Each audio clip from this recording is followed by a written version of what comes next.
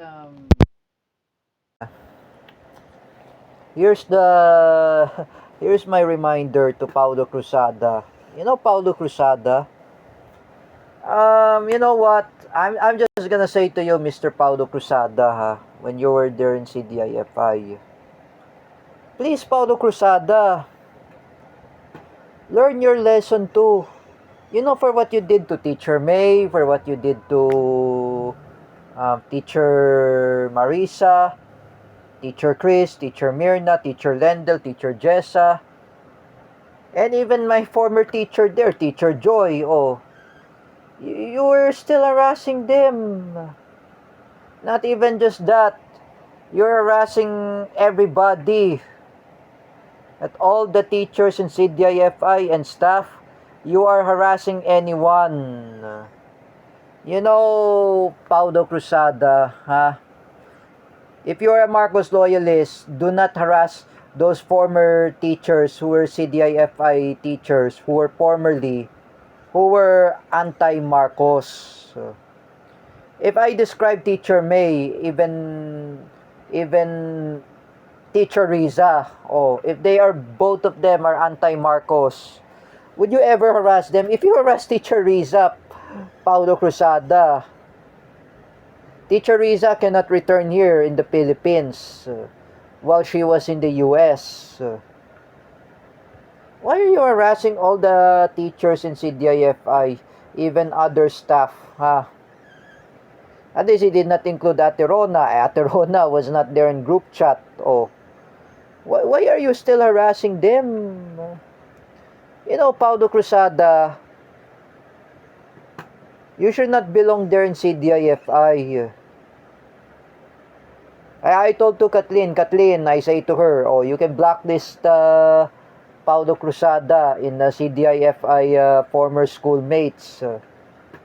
I've been talk with Wawel Romero. I talk with my other classmates. Oh, you know, Paulo Cruzada, anyway, you need to better to stop what you're doing. You need to stop what you're attacking at. Just like I said before, sino ba ang inatake mo, Paulo Cruzada? You know, this is really harsh. I would never likely to say you're harassing anyone, you're harassing anybody.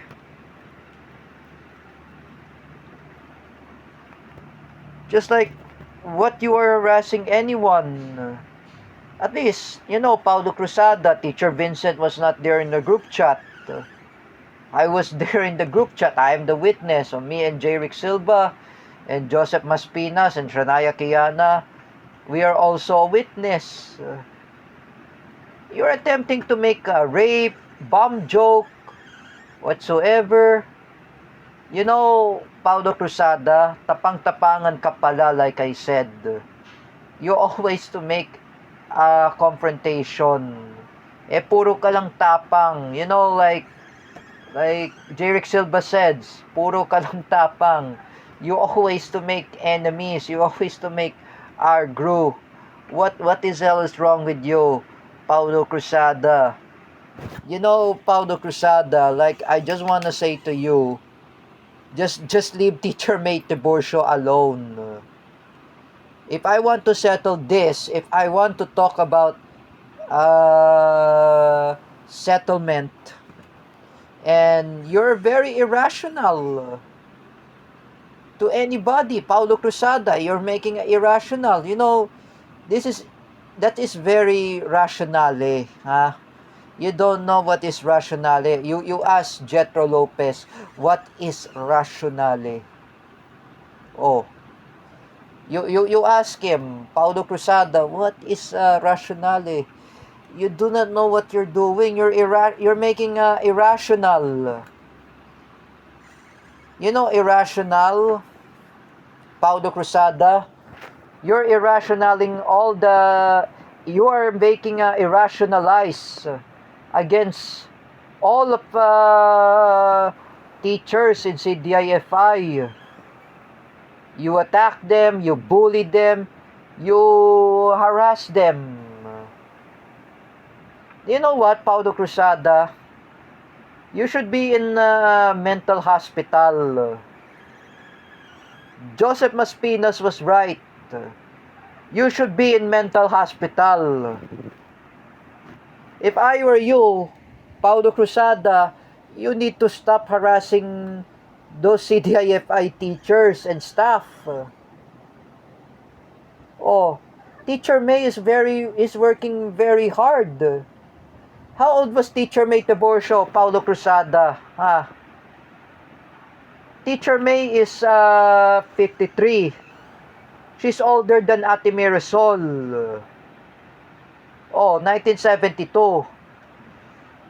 Have you never heard that Teacher May is an anti-Marcos if she's a pro-Duterte?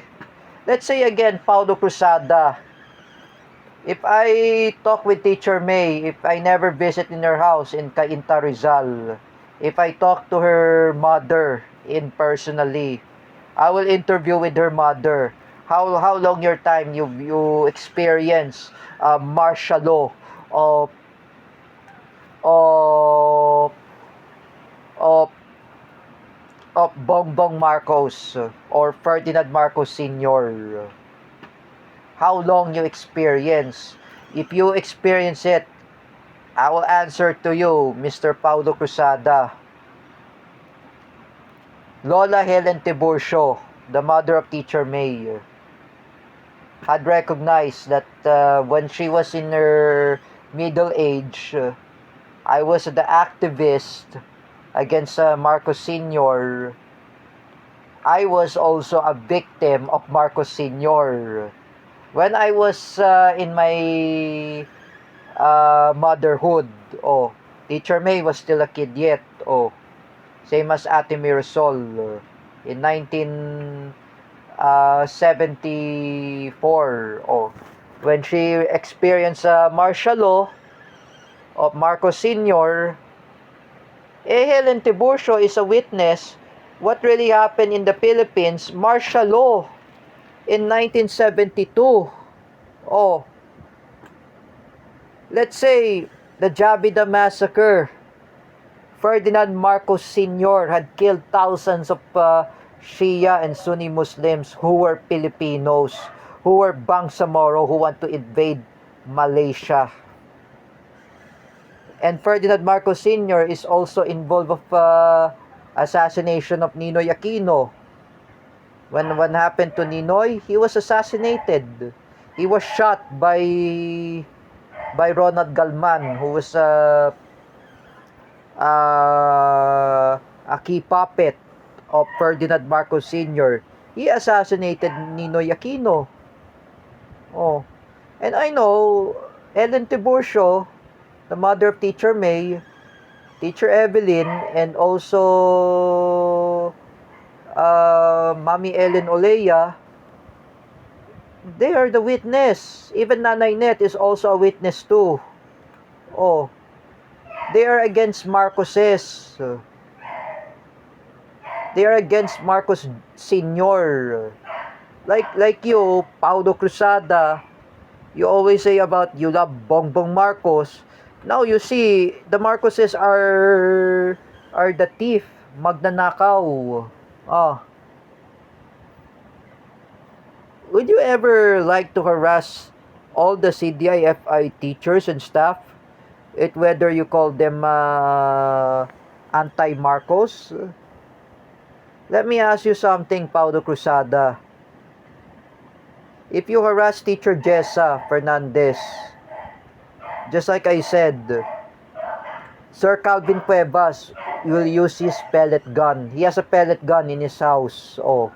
He has a gun collection. He will shoot you a pellet gun, Paulo Cruzada. If you're being shot by a pellet gun, Paulo Cruzada, he will beaten you on Muwatay. You know, Teacher Jessa husband, Sir Calvin Cuevas, is a good of airsoft shooting and Muwatay. He will beaten you. You do never harass Teacher Jessa. Teacher Jessa is an anti-Marcos. Paulo Cruzada. She studied there in UP. When she realized about in UP Diliman about the first quarter of Storm, um, um, Teacher Jessa Fernandez experienced that when she was in her time in the museum in UP Diliman. When she was visited there alongside with Teacher Ruti Barrientos. At least they visited.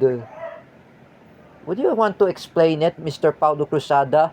Paulo Cruzada, if I want to challenge you, you should come to UP Diliman. I'll make sure what is the first quarter storm during the time of Marcos Sr. Of martial law.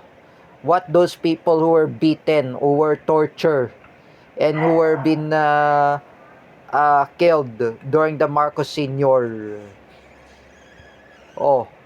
I want to tell you something, Mr. Paulo Cruzada, ha? You know, Paulo Cruzada, you should learn about your consequence. Teacher May had reported you to barangay. She blotted you to the authorities. She blotted you to the police. She blotted you to the mental hospital. Now you see, Paulo Cruzada, what really happened. You know that Joseph Maspina says, na-blotter na kayo sa police. Na-blotter ka na. Like what he said. You know what you're doing, Paulo Cruzada, na-blotter ka na. Now what you really happen, you are harassing Joseph Maspinas, that he's an anti-Marcos. He reported you to the police. Even not only the police he reported you, Joseph Maspinas had went there the time he talks to his uncle. His uncle just went there in Metro Manila. He told this mafia, even that his boss, even they talked to Teacher May, that Paulo Cruzada, he should be in a mental hospital. If I know, if he's a special child, if he want to be excuses, he should be in the mental hospital. Like I said, you know, Paulo Cruzada, you should be in mental hospital. You need to be a rehab yourself. You know that is your consequence for what you did to Joseph Maspinas. Joseph Maspinas, he doesn't do anything to you, Paulo Cruzada.